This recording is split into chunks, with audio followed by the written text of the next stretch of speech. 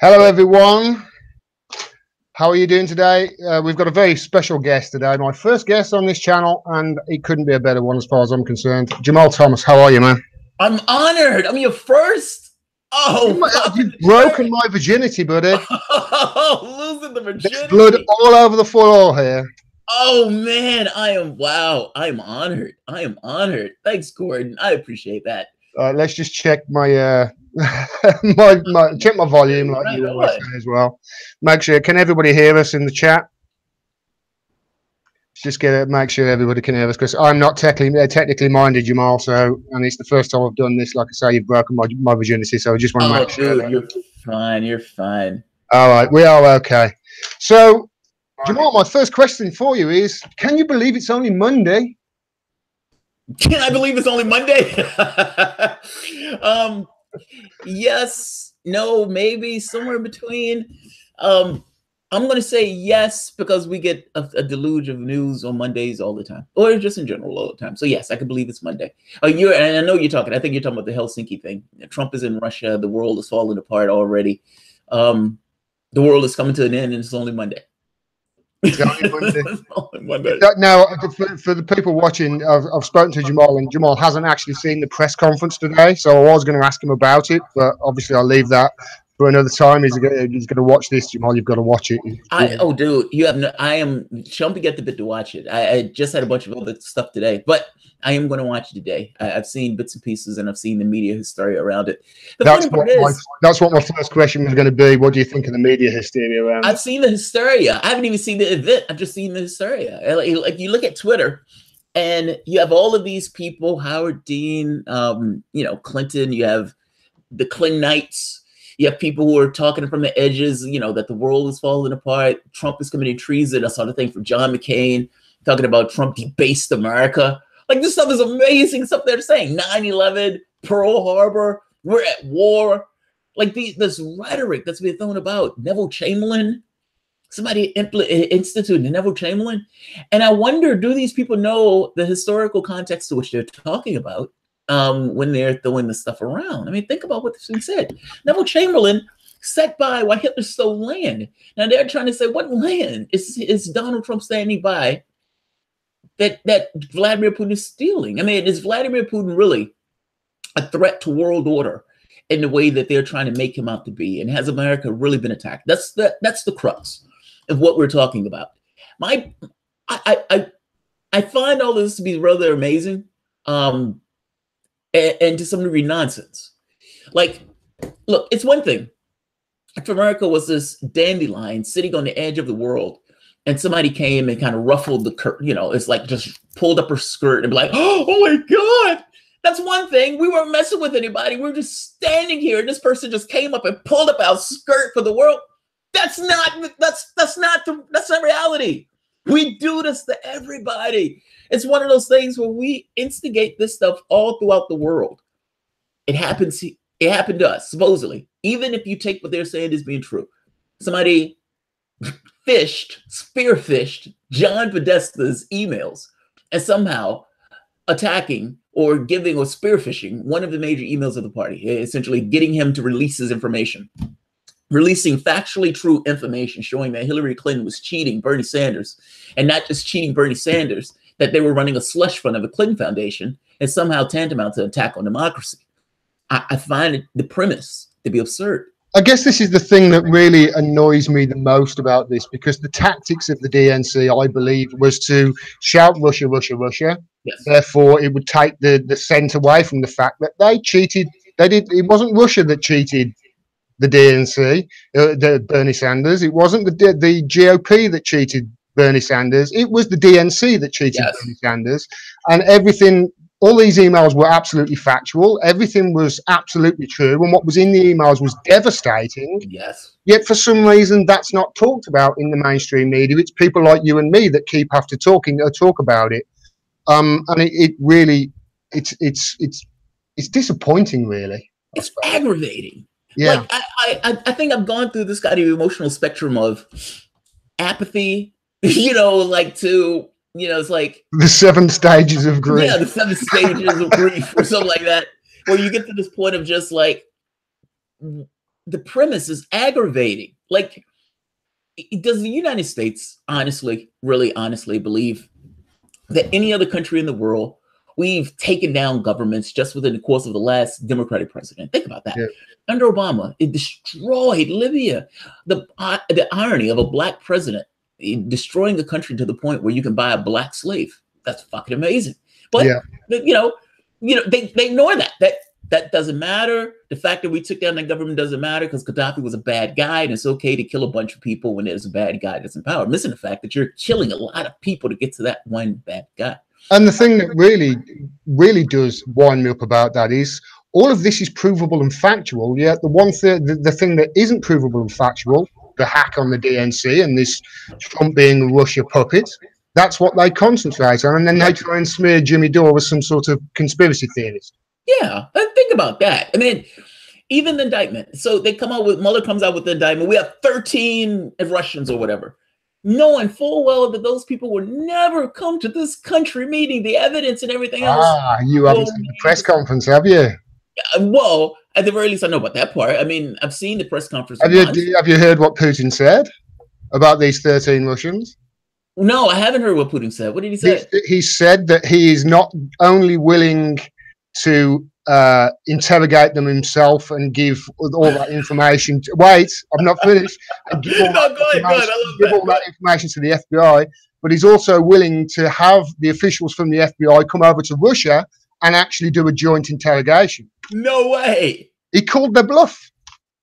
No, that's not really concerned. Here's the problem. See, this is the thing with this narrative. This narrative has it's circular reasoning to some degree. All of it gets wrapped around within the same conspiracy. So if you say something like, they would say this is treasonous, Donald Trump has given over the farm to Vladimir Putin, it was all this stuff. If you make the point to them, yes, but you understand that he's arming neo-Nazis in the Ukraine, something that Obama would never do. And if you say he's dropping bombs on Syria, even attacked, the Assad government on multiple counts, well, they would say, well, those were soft bombs. Those are Nerf bombs. And Vladimir Putin didn't really care about the bombing and because it wasn't a big deal. And the arming of the neo-Nazis, again, is not that big of a deal. That's pretty amazing, seeing as those neo-Nazis are actually out there trying to kill Russians.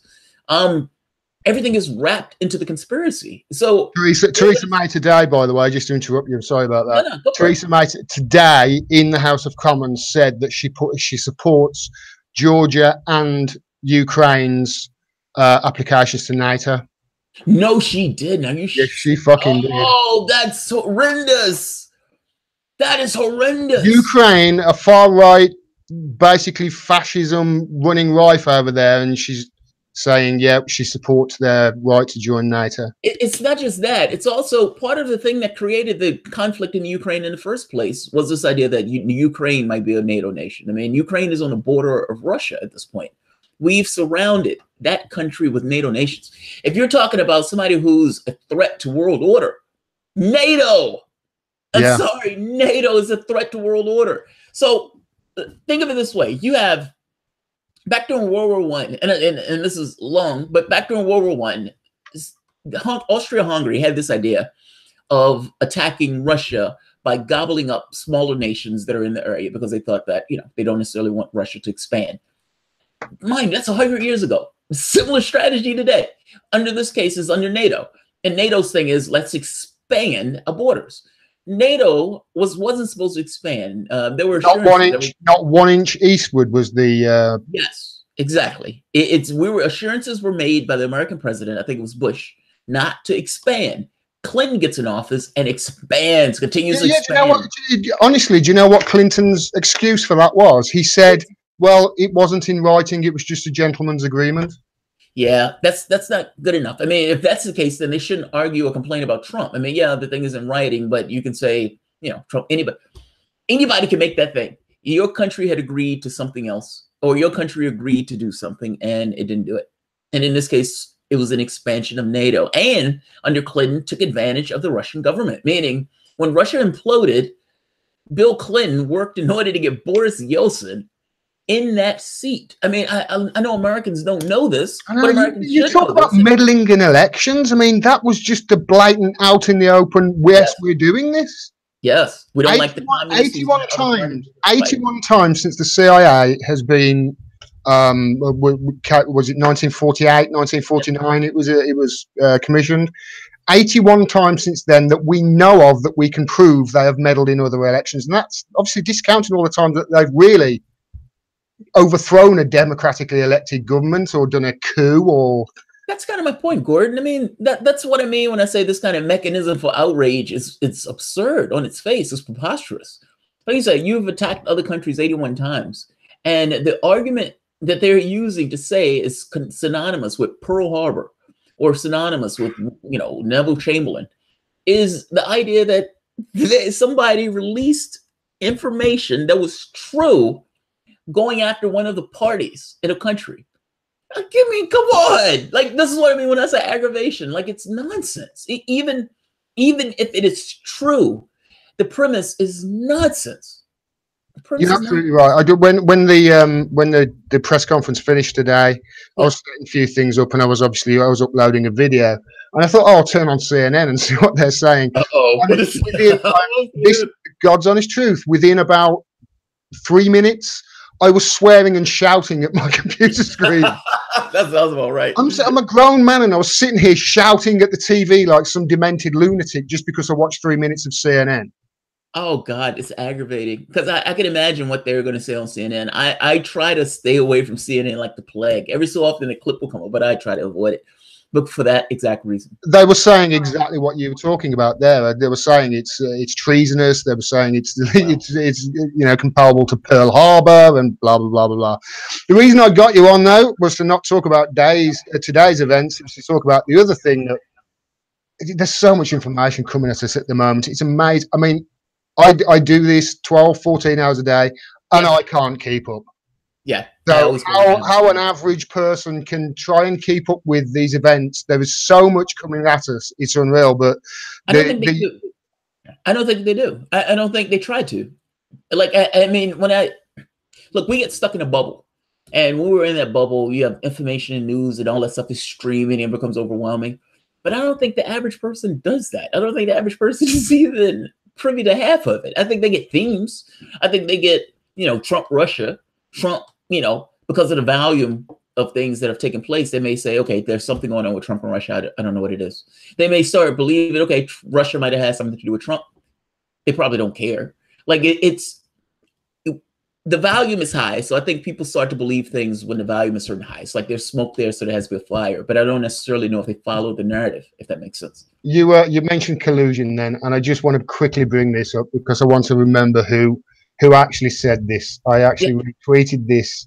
You're going to love this. Go for it. You're going to love this. And I'm not sure whether I remembered who it was that actually said it. Here we go. It was David Corn. Yes. Who is DC Bureau Chief of Mother Jones, DC Bureau Chief. He said, this is exactly what he said. He said, if Trump did not directly collude in the Russian attack on the Democrats, he has definitely colluded in the cover-up. So now it's not he colluded. Now it's not he colluded in the hack or the election. Now it's he colluded in the cover-up. It's moving. The scales are moving. What is it? What is it when you make a statement that no matter what somebody says, either way, you can. They're guilty. It's a double statement or something like that. You're saying that's basically what he's doing there. There is nothing that Trump can do.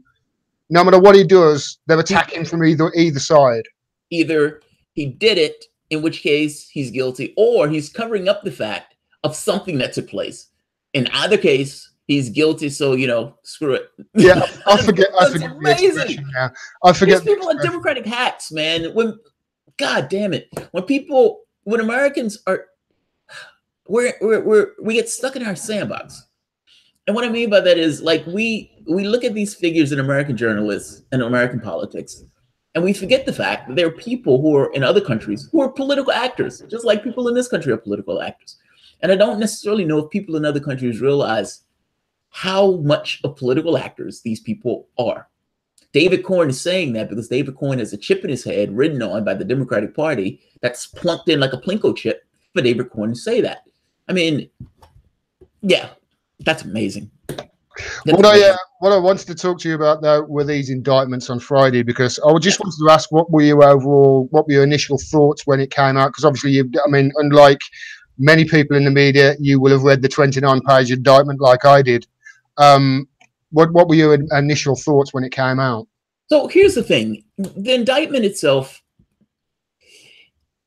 I was looking at some of the analysis and the critiques on the indictment itself, and one of the main things has to do with I looked up Ray McGovern. I was curious about what Ray McGovern and Bill Binney were thinking about, because the moment that the indictments came out, Bill Binney and Ray McGovern put out a thing saying it was a leak, that it wasn't a hack, and making this argument. Listen to one of the papers saying, send a memo to the president ahead of Helsinki saying, look, we don't know who Guccifer is. Meaning the indictment itself, assuming that everything in the indictment is true, the moment that you get to this thing of Guccifer, they're making leaps, and they're forcing you to essentially accept their leaps. They're telling you, for example, they would say the GNU or GRU, which is essentially this element of the Russian military. It's like the CIA or DIA for the Russian government. Well, right off the bat, you're now talking about a foreign power attacking this country. I mean, that's the language. That's the way that this is coded. But when you get into the details, there are none. I mean, there's details there. There's just no evidence. Yeah, my point is they're getting you to accept a premise. They're saying that this is what took place, but you have to trust us that this is what took place, and we need to keep this evidence secret, because if we reveal this evidence, we'll be revealing how we go about our sources. Essentially, trust us. We have stuff. Take our word for it. But we can't show you that because it would adversely affect our intelligence. How many times in history have they said that, and it's ended up that they've lied? Well, one of the gentlemen, there's a gentleman. What is his name? He's an intelligence professional himself. Where's the paper? Where's the paper? Here it is. He is United States envoy to Moscow, former U.S. envoy to Moscow, and he kind of goes into this paper asking certain questions, saying like, look, even though this is being called an intelligence assessment and everything else, ultimately the people were handpicked.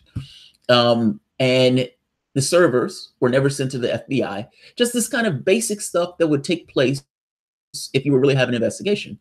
And he makes this point of, from common level, meaning people who are like sitting in their armchairs and they're looking at this, they're not necessarily going to know all the details that go on behind the scenes.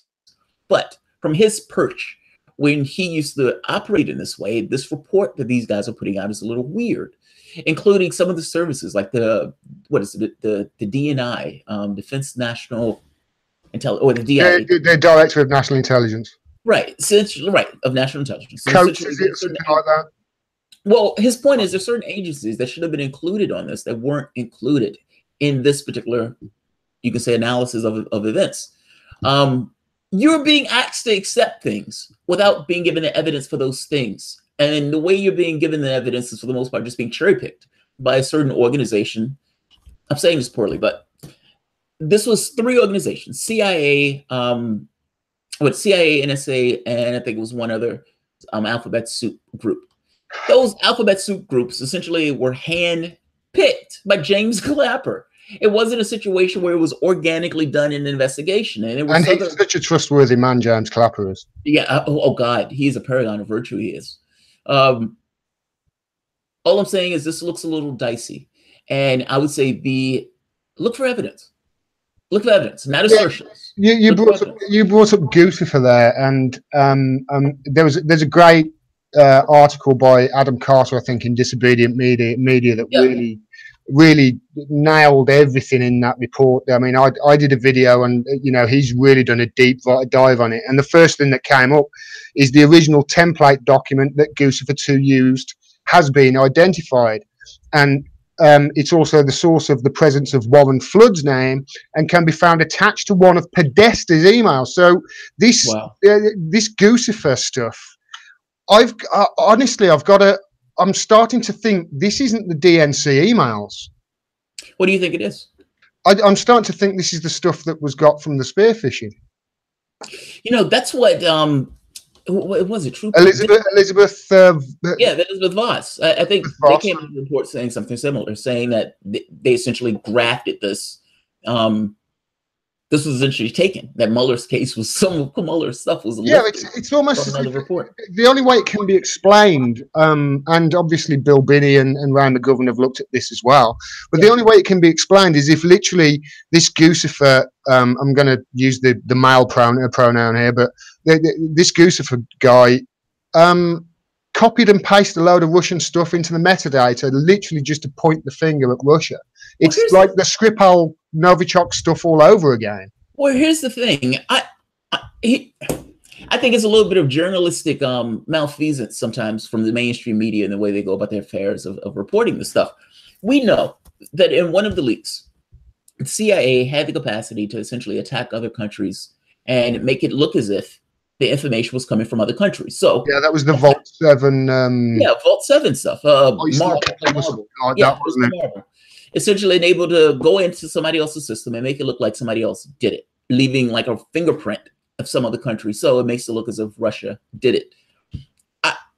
If you know that, it's like the moment that you know that, the moment that you as a journalist come out, you're Chuck Todd, and you're saying that XYZ is taking place to the country, and you know that, you have that information saying, assume for the moment it wasn't the CIA, just say it was some other actor. The fact is, you can't necessarily nail down and say it was Russia that did it when you have information knowing that other countries have the capacity to attack other systems and make it look like somebody else did it.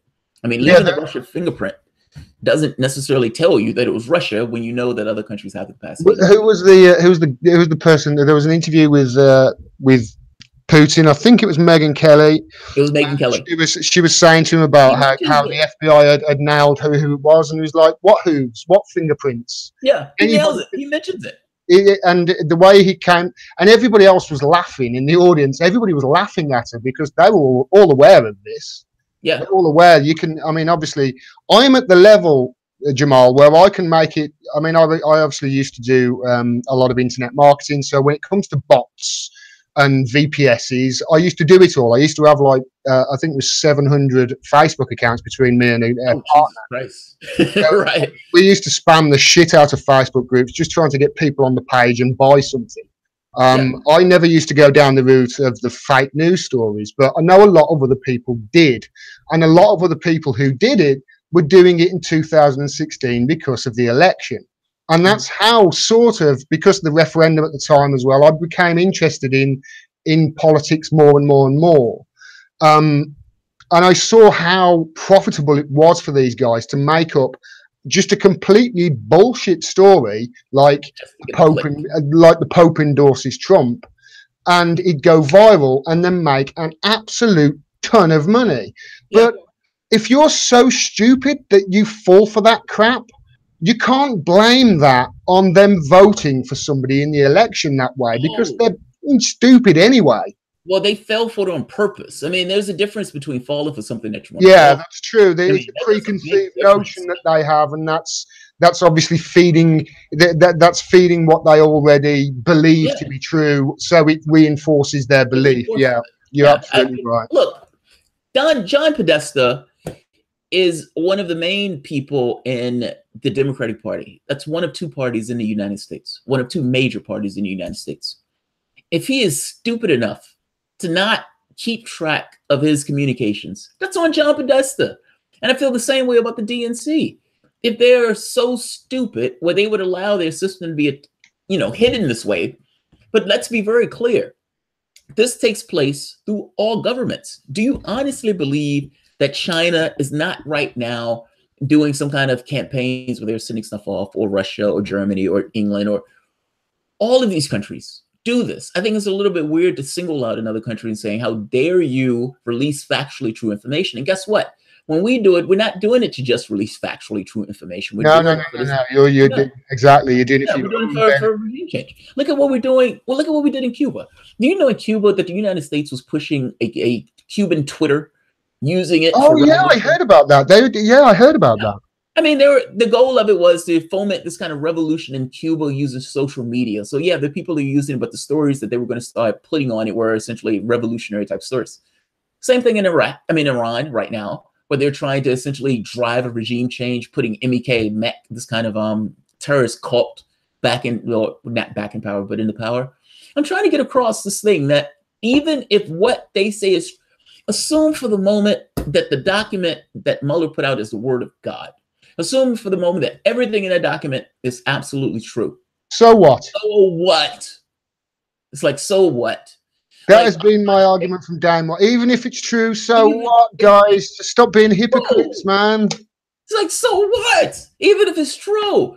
And then what makes it so bad, all of this started or was predicated on Trump and Russia. And even in Reinstein's own in his own statement, there was no link between any American in this process. Even if what you want to see is true, he's just exonerated Donald Trump.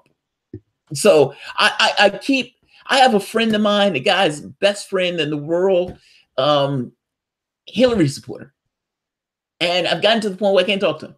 Like, it's that bad. Because in his mind, Trump colluded with Russia. And the moment you say, okay, show me what you got. Give it to me. Hit me with your evidence that's going to blow me over. Donald Trump said he wanted them to hack the files. That's not collusion. That's not anything. That's somebody saying that that's being bellicose. Yeah, that's being bellicose. Well, Russia released it. How do you know? Well, their intelligence services. Well, there were 3 handpicked intelligence services that started off by a drunken conversation with Papadopoulos. Oh God, it goes nowhere. Like, it goes into this thing of there's nothing there. Then you find out they put a spook in Trump's camp. Like, this stuff gets a little weird. I fall into this thing of finding myself. I was reading through the Mueller thing, and I thought, I don't really care. Like, nothing. All of this are assertions. I listened to the debates between Aaron Matei and there's another gentleman that wrote a book on Russian collusion. Yeah, I did. It was yesterday. I think I saw it. That was another one with Isikoff, where Greenwald debates Isikoff, and Greenwald just takes the position. Not Greenwald. Aaron Matei debates Isikoff, and Aaron Matei kind of has my perspective. It's like, yeah, but how do you know? Like, how do you know this? You guys are acting as if this is a flat fact. How do you know? What is the evidence? And Isikoff just says, well, it looks good. What do you mean it looks good? How do you know? It's in the indictment. It's like Aaron Matei is like, indictments aren't proof. Yeah, right. Indictments are accusations, they're not proof. And it's an assertion assuming that Russians aren't going to show up. And so it's like this assertion. When Mueller, I don't know if you saw this, there were 13 indictments for other Russian companies. I think it was 3. Yeah, it was 14. Yeah, 14, and they showed up. 2 companies, yeah. They showed up. One of them showed up. And Mueller it was a shambles. Concord something, if I remember right. They asked for disclosure, is it called? Yes, that's it. They asked for disclosure. And Mueller basically said, oh, you're going to need to give us more time. Yes. And they dragged their feet. And then the court said, listen, you've got to give it them. And they have a deadline of 15th of June, and they still haven't given them now. Yeah, that's it. Yeah. So where's the goddamn evidence? You've got the evidence because you've given it the grand jury to get the indictment. So why can't you just hand that evidence over? Because that is how the judicial process works. But he hasn't done it. And if he hasn't done it, why hasn't he done it? Because if they hand that evidence over, it would be open to public scrutiny, and the public would be like, wait a minute, this is all you got? This is all you got? Mueller wasn't expecting the guy to stand trial, which is why he was completely not expecting. He was in an utter shambles when the guy actually showed up to have the trial. And he tried. Well, after the press conference today, where Putin basically said, "You can come over and interrogate him with us." I don't think. Perhaps this is one of the reasons why the whole establishment was so dead set against. Remember with North Korea, it was they said, what was it they said? They said things like, oh, well, before it's even started, Kim Jong-un has won because he's given nothing away and Donald Trump has given everything. They said exactly the same thing, before this summit. By the way, right-wingers said the same thing about Obama. When Obama was running for office, they asked him during the debate stage, they said, would you meet unconditionally with, I think at the time it was the one for Iran. It was the president of Iran. I can't think of his name at the time. Khomeini? No, it wasn't Khomeini. It was the president. It's the guy. I only remember this, right? Because Ahmadinejad. Yeah. It's what you do is you sort of say, "I'm a dinner jacket," and then tail off at the end. So it's like, "I'm a dinner jacket." It's funny. I can see or hear the processing in my head. Yeah, Ahmadinejad. And or Kim Jong-un. And I don't think it was Un at the time. I think it was just the other one, the dad. Probably, yeah. And he said, yeah, McCain mocked him for this. McCain completely mocked him for this. And this is kind of my point. They did the same. If this was Obama, none of them would have issue with this. Meghan McCain. Republicans would. Meghan McCain, I got to tell you this because I was really proud of this today. Meghan McCain tweeted out that she's so proud. Seeing the press conference today, she's so proud that her father is hated by Putin. And I retweeted it and just said, I'm proud of everybody that hates your father. Yeah, right. I thought the same. My thinking was more, I guess, more coarse. I was thinking, how is he still dragging his carcass around? Yeah, I mean, I would never go far with Caitlin. That was quite bad. That was. But I tell you what I do respect about that. Caitlin said, "Drop dead," and then he was diagnosed with brain cancer, and everybody was like, "Oh well, how do you feel now?" And she was like, "Yeah, same. Same. Hasn't changed. Hasn't changed." If anything, I love Caitlin Johnson even more for that. Even though she actually made me stop writing. Who, Caitlin Johnson? Oh, because she's so Johnson. Great. She wrote an article. It was about 2 months ago, and I forget what the article was on now. I'll look it up, but it was so good. I thought to myself, I'm never going to be even half as good as that. I thought, I'm sticking to videos, and if ever she starts a video and she's better than me at that, I'm going to go over to Australia and steal a computer or something. I love her writing. She's just so good. She really is. I just had a chance to read her latest one. And it's literally just an hour before we came on air, and she basically ended it by saying, if you're against a peace process, I literally just want to punch you in the throat. Fuck you. And she just has a way with words that I could sit there. I mean, this was like an hour after the press conference, so she must have literally just got on a keyboard and typed it away and then pressed enter. And I thought to write that, and when I read it, I thought to write that would take me probably about a month to even be half as good.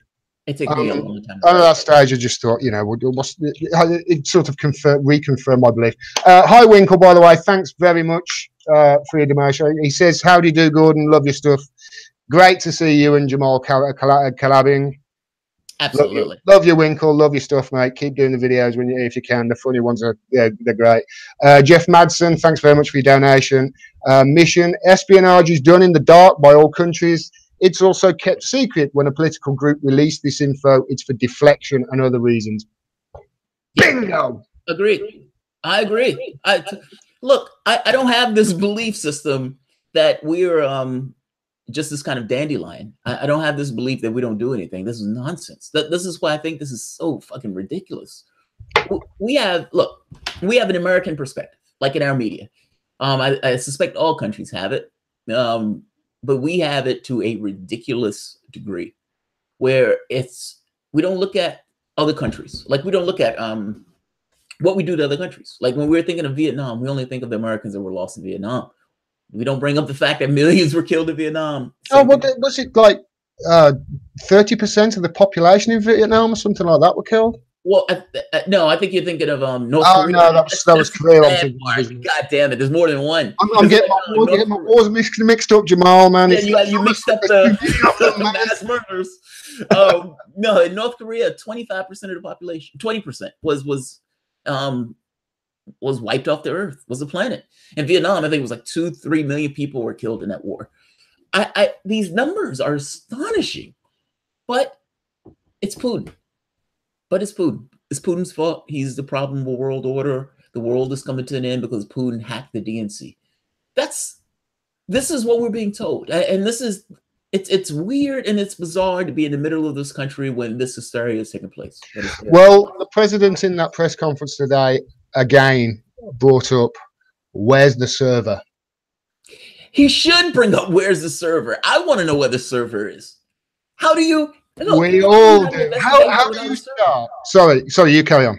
No. I'm just saying, how do you know? How do you have an investigation when you don't have the server? It's a basic question.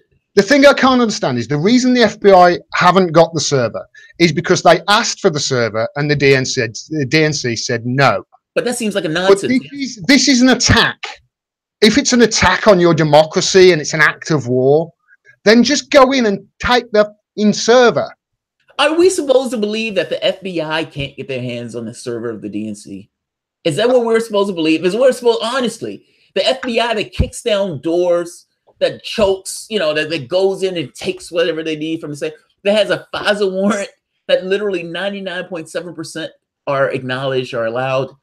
This is the FBI. We're supposed to believe that the FBI doesn't have the tools at their disposal to get their hands on that server if they didn't want their hands on that server. Here's a thought for you. I wonder if they asked for a FISA warrant and they got denied, because I know that year there were 9 denials of a FISA warrant, weren't there? And that was more than there had been for the last 20 years or something. Wow, I didn't realize there were 9 denials. There were 9 instances in 2016. I might have got the year wrong. That might have been 2017, but I know the denials increased. Yeah, they're rare. 99.7% of FISA warrants are allowed. Think of that number. You're supposed to have this kind of democracy, this representative democracy. That doesn't even get into, parallel reconstruction, where a case is made in the shadows and they build the case. They give it the police and then say, right, okay, he's guilty of this, but you have to find evidence on something else. You have to find your own evidence. Think about that shit. That's you being guilty in the shadows. This is some of the stuff that's taking place. That FISA warrant it was only supposed to be used for extreme terrorism, that type of stuff. This kind of we're trying to protect democracy that we can't necessarily. It's part of the UMF, isn't it? Yes, the authorization of military force was the thing that essentially allowed this to go into place. And the FISA warrant basically allows them to the problem spy on their own people. Yes. So the issue is, and I would imagine it's that question of whether or not you need a Section 31 in Starfleet. So how do you construct a case on somebody and tell them that there's a case being constructed if there's something extreme that's taking effect? Suppose somebody is planning an attack on the country. Well, you don't necessarily want to give them all the information that you have, because you may need that information pursuant to go after other people who are involved in the conspiracy itself. So the thought was, if you can do this stuff in the shadows, you have a much better chance of building a case. The problem with that is that's not just used for terrorism. It's used for other stuff.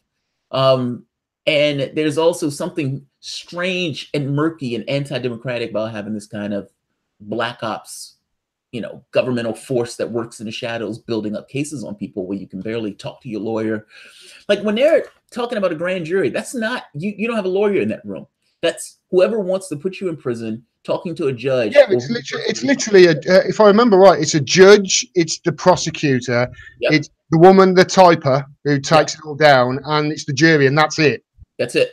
And what they're taking is only what the prosecutor's given. Yeah. But the prosecutor's not going to be there unless the prosecutor wants to put you in jail.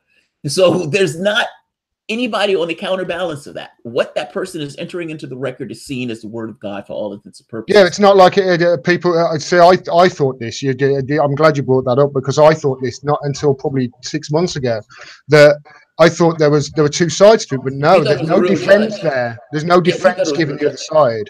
Yeah, not so much. It's not a real judge. It's not a real judge in a sense, or it's not a trial in the sense where you have 2 sides that are arguing the position. It's the judge, it's the prosecutor giving information, the judge saying, okay, go get him. They're not 2 sides to this particular conversation. It's happening in the shadows. If you had a defense attorney there, then you would necessarily need it to be in a FISA court. It's an amazing thing. The fact that they call it a court is that by itself is propaganda. It's a kangaroo court. Yeah. Well, I'm going to ask you an impossible question. Go for it. I'm awesome with impossible questions. I have impossible answers. What do you think is going to happen next? With the Trump stuff? With the Trump stuff, with the Mueller stuff, and obviously after this.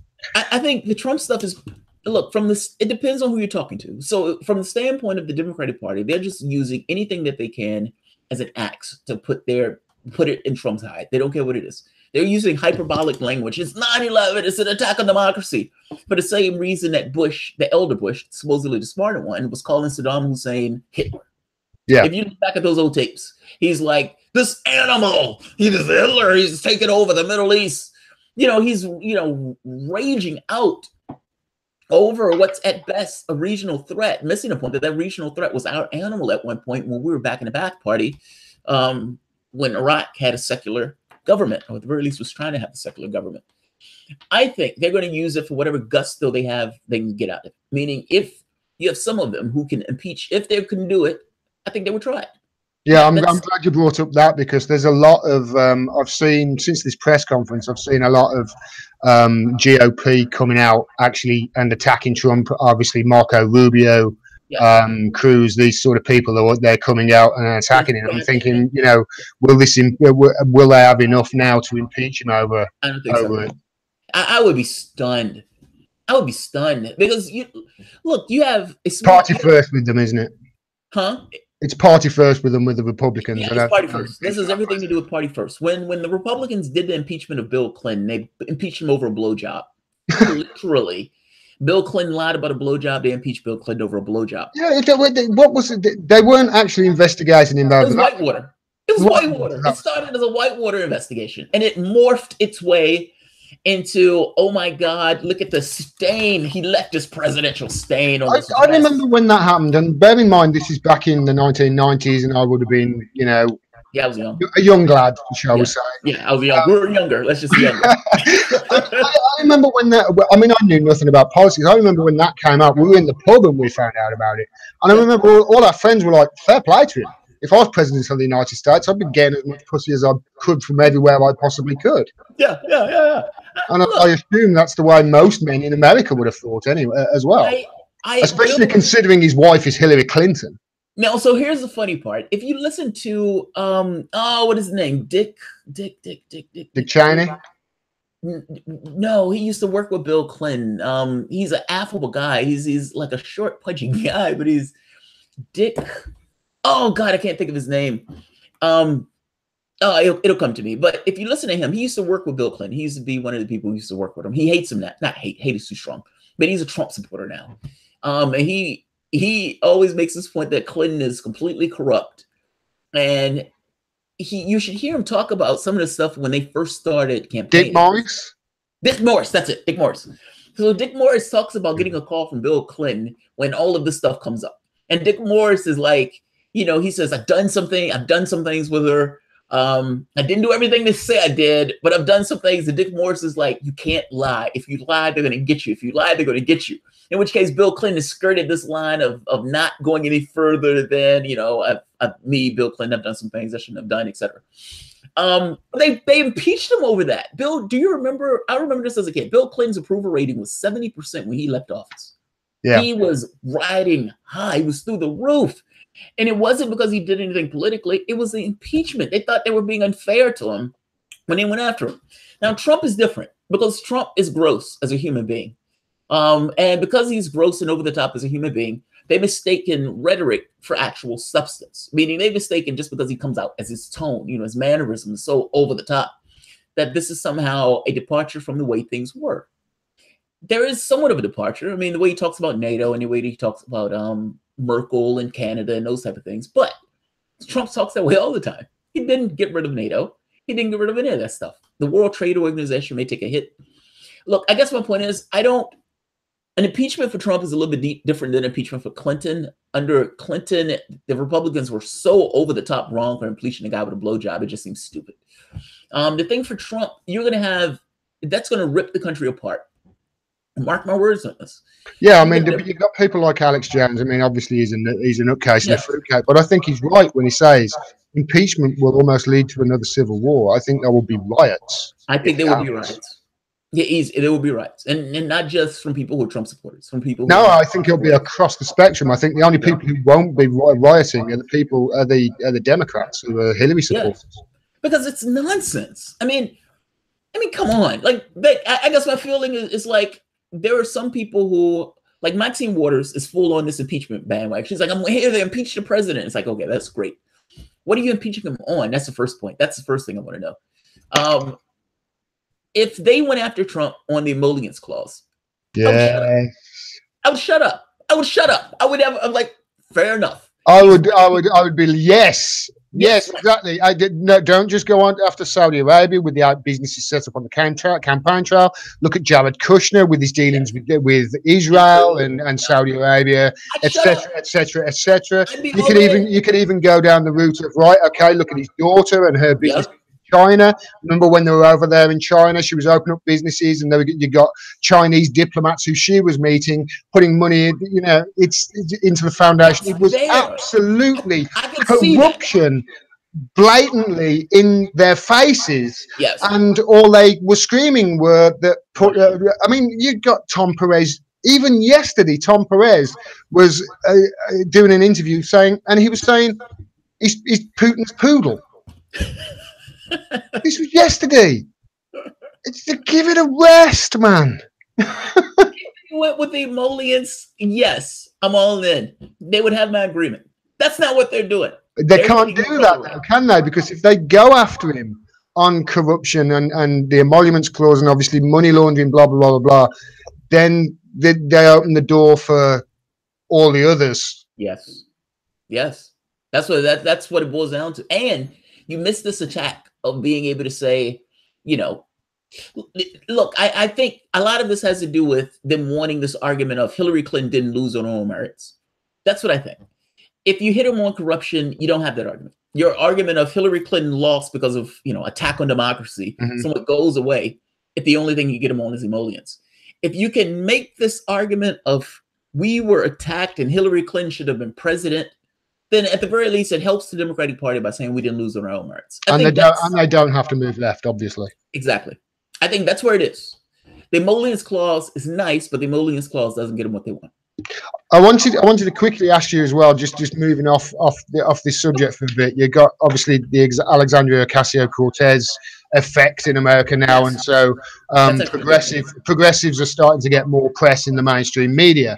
Yes. And I noticed the other day, I don't know whether you noticed, there was a Maria, I've forgotten her name now.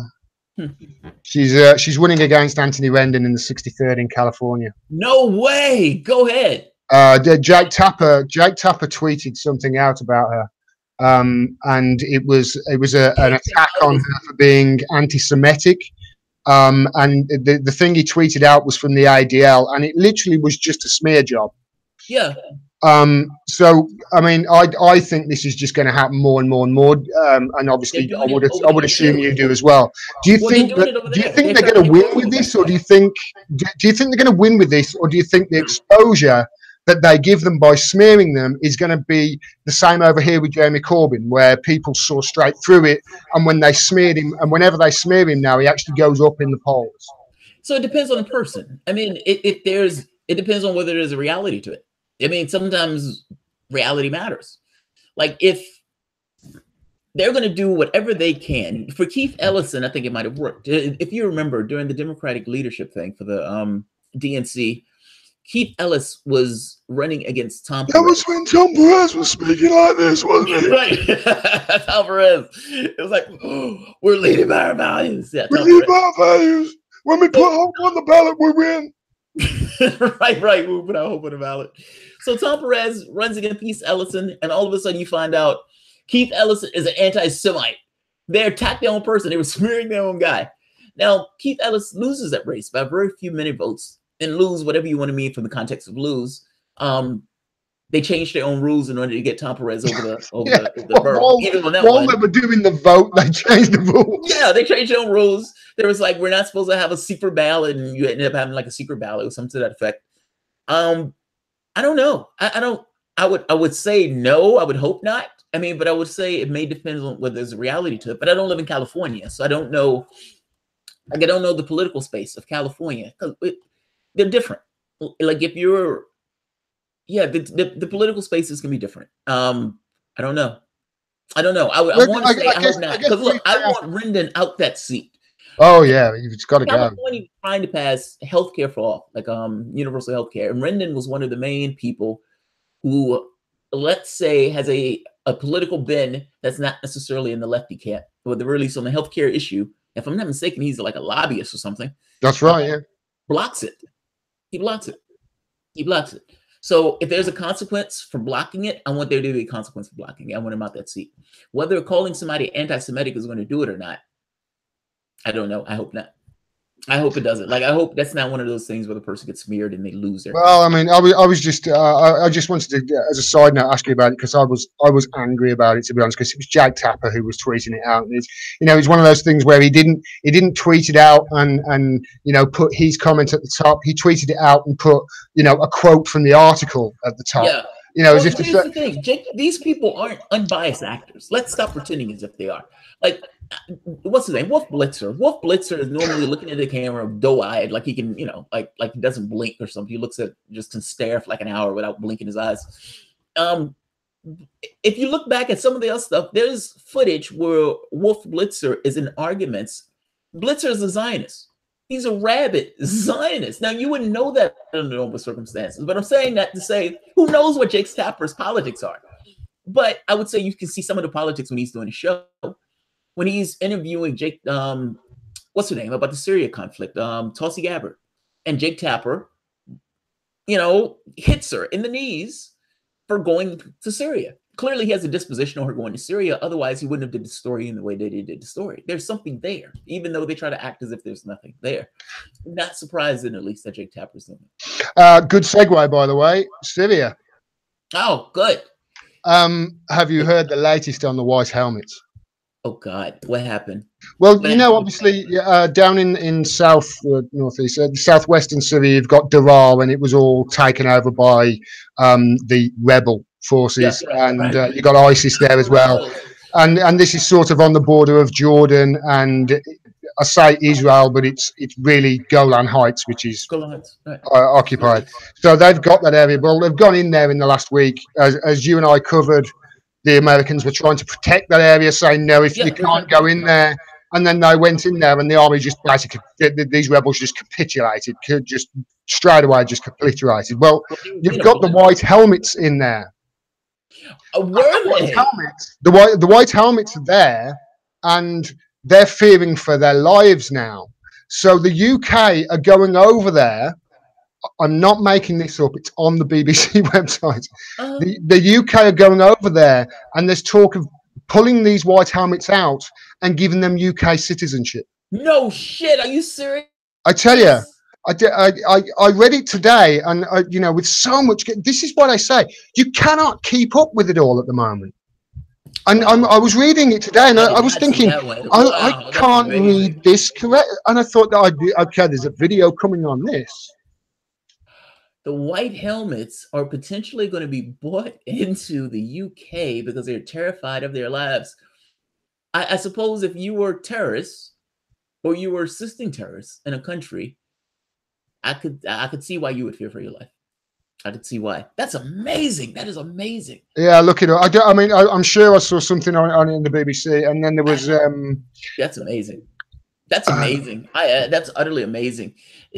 That's another one of those things where the press kind of looked at uncritically, where they were like, the white helmets are the greatest thing on the planet. The white helmets are doing this. The white helmets are doing that. And then you start getting more information, and you're like, well, wait a minute. Why are these guys at the site of, And when the information comes out, they don't attack the information. They attack the people who bring the information, like Vanessa Beeley. My issue also is the stenography. If you look at, I don't know how it is in Britain. Well, yes, I do. Sky News and BBC can be somewhat bad at this. But they would say, anonymous sources say X. Anonymous sources say Y. And we heard from somebody in the intelligence community this. And the entire article is just something that the government has said. Now, in other countries, they're more honest. So the BBC would say, we're British broadcasting. Russia Today will say, we're Russia Today. The United States doesn't do that. They act as if CNN is an impartial actor. CNN is not an impartial actor. They're not. Well, we act as if the BBC is an impartial actor because it's funded by the people, but it's not. I've heard people going after the BBC for this. So explain this to me. So the BBC, what would you consider the BBC in this case? Okay, the BBC. What do you think? How do you think they are? How can I say this? Like, for example, if America had an American network, whatever that would be, however that sounds, what would be the complaint about that? I've heard people trying to defund the BBC. Why are people trying to defund the BBC? Okay, the whole point of the BBC being funded by the people, and it is funded by the people entirely. There are no advertisements on the BBC at all. Right. So, for instance, when you're watching, let's say you're watching the Olympics on, what's the whatever sports channel it is, Fox or whatever it is, ESPN. Yeah. You've got a break every like 30 seconds. I mean, it's hard to watch an event because of all the breaks. Whereas the BBC, there are no advertisements, and because it's funded by the people, it costs us. It's the equivalent of $200 a year each household. So it's not cheap, you know. And the whole point of that, and this goes back to when TV was literally just first invented. This was when the BBC was set up. The whole point of it being funded by the people, it was meant to do three things. It was meant to educate the people, it was meant to entertain the people, and it was meant to inform the people. But most of all, overriding all things, it was meant to be separate from the government, so it could hold the government accountable. I.e., it would be right. That's media. Now. So in principle, that is fine. In principle, I support that, and I support how they educate people. Their educational programs, such as their documentaries on the solar system, and you know, obviously David Attenborough, they're just the best, and their entertainment with regards to, you know, their sports coverage of the World Cup is just second to none. It's the best in the world. But with regards to informing, they are literally just stenographers to whatever the government want them to say. And that is basically what the problem is with the BBC. And it's millions now that are obviously, as we're moving into the digital age now, and people are starting to change their viewing habits, and they're not. I mean, I haven't actually got a TV in my front room. I've only got my monitors. That's all I've got. But as they move away from TV, now they're watching more stuff online. They're watching more YouTube, and there are millions of people that are literally opting out of the TV license, and you have to ring them up or write to them and say, I don't watch live television, and I don't watch the BBC iPlayer.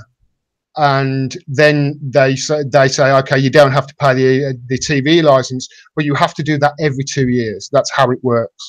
Wow. That's wow. In principle, it's fine. In principle, I support it. But the problem is they don't hold the government to power, and they don't inform people. I wonder if that's just a media thing. Because it's similar here. I mean, even, you know, CNN has its own the broadcasting way of the way that CNN goes about its affairs. CNN, Fox News, MSNBC. Those are our main media outlets. Holding government accountable, they're more like stenographers. They have their own dispositions on who they like or who they dislike, and they essentially write stuff in the benefit of or in the, you know, attacking against you. People tend to be canned items, meaning you tend to know what you're going to get when you click on the person.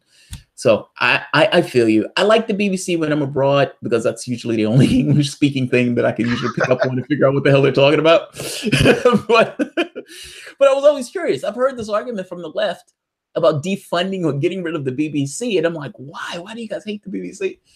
Well, I mean, Jeremy Corbyn, he's not a big fan of them. Brutal to Corbyn. I mean, what is their issue with Corbyn? And that gets to the heart of the BBC. The issue with, I guess, she's from the left on the BBC. It's fair. It's as simple as it's fair. You've got to understand. Jeremy Corbyn's policies are things that we've. I mean, some of them we had in the 70s, obviously, that way of thinking. But since neoliberalism took over in 1980, there's nothing like this. None of his ideas have been implemented. Nothing like this has happened. We had John Major, and we had Thatcher, we had Tony Blair, which was basically, you know, a centrist government, and a capitalist government, and a capitalist loving government. Whereas he's obviously totally the opposite. And he's talking about things such as, you know, the policies that he's talking about are going to cost these people billions, and I'm talking billions of pounds. It's billions, and this is why I want him. This is why I'm desperate for an election. I was hoping she was going to go this week, but I'm curious. It gets into it. I know this is your channel, but I'm curious about this. I got to ask this. Do you think the government is going to collapse? Yeah, it's going to collapse eventually. I see. I did a video on Friday, I think it was, and explaining why she's going to get, and it's inevitable now. It's just a matter of time. Now, why do you think it's inevitable? I'm curious about this because she's been clinging to life. I've been calling her a zombie. I've been calling her herpes because she won't go away. You cannot get rid of her. But she's clinging on, and obviously she did this white paper. Yeah, she did the white paper. I don't know. Did you hear about when they were at Chequers? What she said to them? No, what she said? She said, if anybody resigns while they're at Chequers, your parliamentary cars will get taken away. No, she didn't. You will have to get an Uber, but the Uber can't come up to Chequers. It can only go to the end of the drive. Now, Chequers is obviously a big estate. It was about a mile and a half. Yeah, so Boris Johnson and David Davis, who were obviously going to resign on the Friday, they didn't on the Friday. And that's why Jeremy Corbyn did that. I think you might have seen it. He did that attack on her at PMQs. Now, they've resigned because of this white paper, because of Rees-Mogg and all these people. They put 5 stipulations in. They basically said, right, okay, there's 5 stipulations, and if we don't get these through, if we don't take these things out of your white paper, we're not voting for it. And now her original thing was no, but as rumours started coming out yesterday and over the weekend, they need something like 48 signatures, don't they, to invoke a vote of no confidence. Yeah. Well, the rumours were it was hovering over 40, and other people were dropping like flies. So today, she's capitulated on it all, and she's given Rees-Mogg everything he wants. No way! Seriously. I mean, I haven't had chance to look at this. Like I said, there's too much information coming at me. Well, I usually end my day with multiple stories still left to do, and then when I get around to the very next day, there are more stories. In which case, I'm always trying to catch up. The thing with Britain, I always get Britain like a day or two before going back to Britain to check out what's going on with Britain because of what's taking place here in American politics. I did not know she could pitch. Wow, that's amazing. She capitulated. She's capitulated, but no, wait, you haven't heard the best yet. Because obviously she's capitulated to the Brexiteers, the far right in her party. So she's moved over there. But now she's moved over there, she's got people who are pro-EU in her party who are now going, well, we're not going to do it then. There was no way. This was an impossible dream. I kept saying, I was like, how on earth are you going to pull? I looked at this and I'm not for or against Brexit. Like, I am one of those people who are somewhat agnostic towards Brexit. I just looked at it as, all right, I don't live there. Brittany said he's going. Let's see what takes place. Get on with it. The public chose. That's the way I looked at it. The public chose. Is what it is. Whether you like it or not, the public chose. And I started looking and say, well, this looks like it's going to hurt. That's just the way I looked at it. This looks like it's going to hurt. No. Again, not for or against. It just looks like this is going to hurt. And Boris Johnson coming out, essentially being honest when he's behind the scenes talking to people his own, of his own ilk, was honest. Trump would be in it. Trump would just go through it and do it, and there'll be some pain and everything else. At the very least, he acknowledges there will be some pain. Rees-Mogg has been trying to kind of slide this in as if this was going to be perfectly okay, and all of these answers and everything else. Rees-Mogg's nonsense. These people are separate from their actions. I think it's going to hurt. I think any honest appraisal is this is going to hurt. Now, my thing with this is how I don't see how she pulls it off. I don't see it. This is why I've said all along she's a sitting duck. I've been saying it for ages now because no matter what she does, but who would take over? Like, because it seems like it's impossible any way you cut it. You have 50 to 48, the split in the society itself. The society is even split down the middle on this question. And now you're bringing into parliament and you have both sides split. And from my understanding, there were even some labor people who are going to go to try to prop up the Theresa May's government, which should be delisted immediately. They should be, how? It is like they're doing this in order to prevent Corbyn from taking office. But if she's just capitulated on that, she's not going to get the labor votes. Well, the other thing I was going to say as well is Wednesday. You see, Wednesday is when Parliament breaks up for the summer.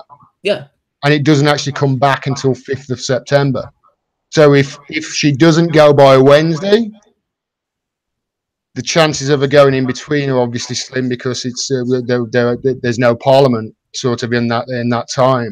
Right. So then we go until September. But I think in August there were these votes. September. No, we're not. Oh God, I've lost my card. It might be August. There were these votes for the EU for these, the peers did something. The peers added something in that they've got to vote on, and this, that, and the other. And I always thought that is the time that she will go, because that's crunch time. And this is why I said that I think there's going to be an autumn election, because there's no way she'll get past that point. I thought that's the line in the sand. She'll never cross that line. But I thought to myself, she's probably going to go by then. How she's not gone is beyond me. Boris Johnson left in this kind of big display, and PMQs after he left was brutal. That was so brutal. He's like, this government is shambolic. This government is in shambles. And then it's funny because she gets up there and she gives a speech as if they're together, when everybody knows it's like Boris Johnson just left this morning. David Davis left the other day. Other secretaries were leaving immediately after. And the only question that was on everyone's lips was, how long is she going to stay? How is she still standing? The zombie is roaming about number 10. I am amazed by this. Who on earth, though, would take over? Like, if they have a leadership position, who would they accept? Rees-Mogg is not acceptable. Boris Johnson is not acceptable. All right. Who's acceptable? I've thought about this. Go for it. You're there. You would know. Well, I don't think so. The British people aren't.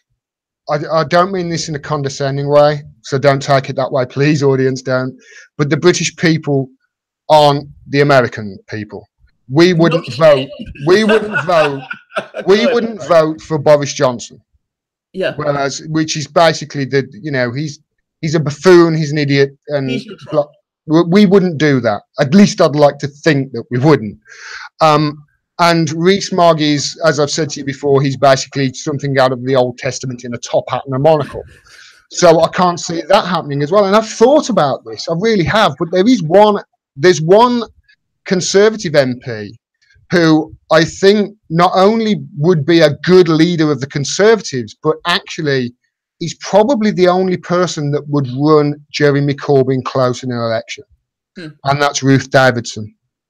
You think so? She's the Scottish Conservative leader. Yeah, I know you're talking about. And she ticks all the boxes. She's gay, so there's something. She's married. She's married to a woman. I believe they've just had a child together. Good. She ticks all those social boxes. And she's not a far right. She's not Theresa May. She's not Hillary Clinton. She's actually closer to the center. But the problem is Brexit. Like even if Ruth Davis took over, wouldn't she still have the Ruth? Oh, I know you're talking about Scottish. I know you're talking about, but she's in Scotland though. She's in the Scottish. No, she's still part of the Conservative Party though. Okay, I thought she was in Scottish Parliament. I thought she was running against what's her name? No, she's not in Scottish Parliament. I don't think Scotland have a parliament, do they? Well, I mean, they might have, but I mean, it doesn't have any. Maybe I'm thinking about this wrong. I thought Ruth Davis is Ruth Davidson. Ruth Davidson. Okay. If I am not mistaken, there's a SNP, there's a Scottish National Party. In Scotland, I thought, had their own governmental body, in which case they get together and they have their own. No, you've got the SNP up there, and they take their seats in the Houses of Parliament. Oh, I see what's taking place. Okay, this is why if Jeremy Corbyn didn't get the 315 seats and he was short, they would go into. Do you remember the election? They said, "Oh, you don't want the SNP. Yeah. You don't want the tail wagging the dog." That's what they were talking about. I remember that. But maybe I'm missing something. First Minister. So Nicola Sturgeon is the First Minister of. That's not Scotland. No, she's SNP, the Scottish National Party. It's just a political party, like any political party. Okay, but she's just the thing that confuses me is she's just the face of the party. She hasn't actually got a seat, which is weird.